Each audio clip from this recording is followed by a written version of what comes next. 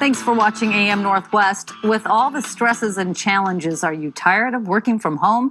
Here to share 3 critical things you must do to maintain your sanity and do your best work, we welcome back career strategist and personal brand expert, Dr. Carol Parker Walsh. Hi, Carol.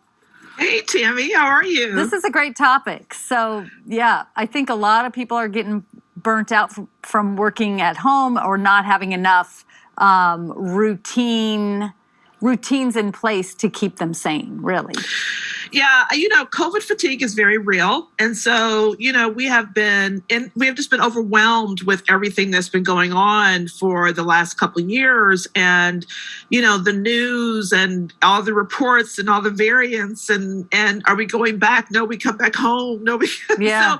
So the whole thing has been really overwhelming. And, from really the problem is that even though it's real, the thing that causes burnout is the stressors, the brain stressors reaction to everything that's going on around us. Oh. So the more we focus externally on everything that's happening, the more we're going to experience the stressors and the burnout of everything that's happening because so much of it is out of our control. Right. And because it's not in our control, we get really overwhelmed by that. So, right. and it raises our stress levels. It raises, the cortisol levels to extreme highs, which really form burnout and cause a lot of issues. So that is your first tip. Control what you can.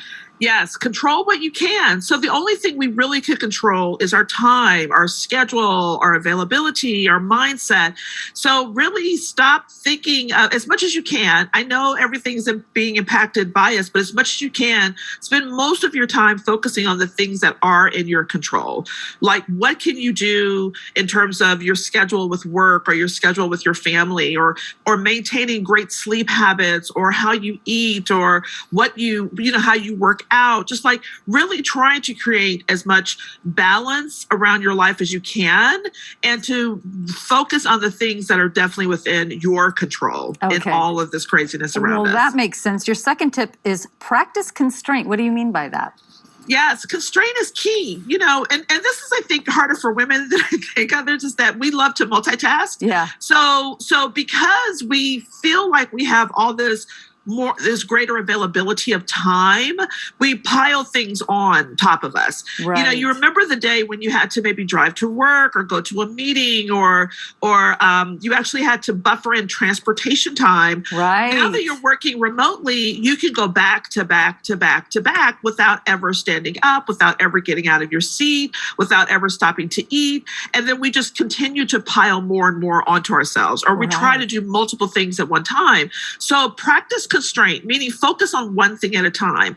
Much of the way to do this is to create a schedule where you are scheduling out all of your tasks that you want to do, including scheduling break time, relaxation time, nap time, if you want to add that in there, when you're going to start, when you're going to stop, when you're going to work out. And while you're doing that one task, just focus on it. Because oftentimes we are working on one thing, but we're thinking about 20 other things. Right. But if we can get them on our schedule and know that we're going to get to it, it alleviates some of the stressors and the overwhelm of everything we have to do. Exactly. And allows us to focus on one thing. So constraint is key. Just focus on one thing at a time. That one thing is so important. It helps you be more mindful and in the moment, which is so much better for you. So your last tip is manage your pace and your space. Yes, manage your pace in your space. If you may have noticed, if you've updated your iPhone or even on some of the calendar apps, they have incorporated focus time.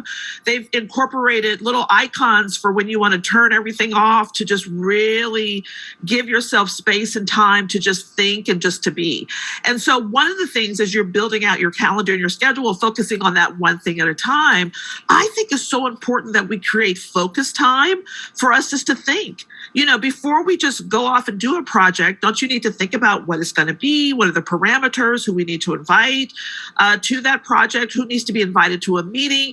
We need to give ourselves space to just think, just to be able to not be overwhelmed by everything that's going on and not always in activity mode, but sometimes to get into thinking mode. So we need to have space to do that, a time to do that. We also need to make sure our space is not overcluttered, that we are, if we're working remotely, that we're not working in the hub of the home where all the activity is going on. So we're distracted and we're paying attention to everything except for what we need to focus on. Right. So it's really important that we manage our mindset, we manage our time, we manage our space, and we manage the place in which we do our work so that we can have that focused time to really lean in and not be overwhelmed or distracted by everything around us. Right. All great tips. Thank you so much, Carol. You're welcome. Yes, we're going to have her tips on our website at katu.com.